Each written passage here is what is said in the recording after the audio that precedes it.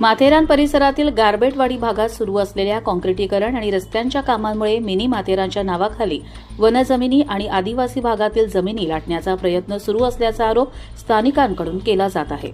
संरक्षित वन आणि eco sensitive झोनमध्ये असलेल्या या भागात नियम धाब्यावर बसवून विकास कामे सुरू असल्याने वनविभागाच्या भूमिकेवर प्रश्नचिन्ह निर्माण झाले आहे.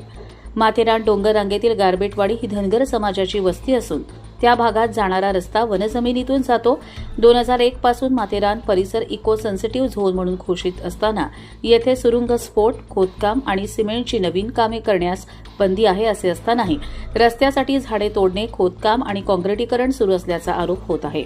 स्थानिकांच्या मते केवळ 3 कुटुंबांसाठी तब्बल 7 कोटी रुपयांचा रस्ता तयार केला जात असून आदिवासी विकास विभागाचा निधी बिगर आदिवासी वस्तीसाठी वापरला जात आहे.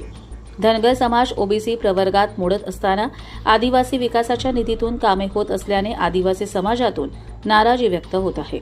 या प्रकरणाची चौकशी करण्याची मागणी करण्यात आली आहे. दरम्यान गारबेट परिसरात मिनी माथेरान उभारण्याचे स्वप्न दाखवत जमीन व्यवहार करण्याचा प्रयत्न सुरू असल्याची चर्चा रंगली आहे. वन हक्क कायद्याने मिळालेल्या जमिनी अधिक पैशांच्या मोबदल्यात घेऊन त्या ठिकाणी पर्यटन प्रकल्प उभारण्याचा डाव असल्याचा आरोप स्थानिकांनी केला आहे.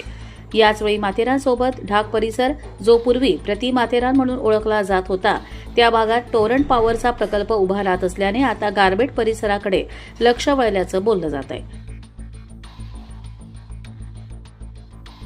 कर्जत लाईव्हसाठी नितीन पारधी, नेरळ, माथेरान.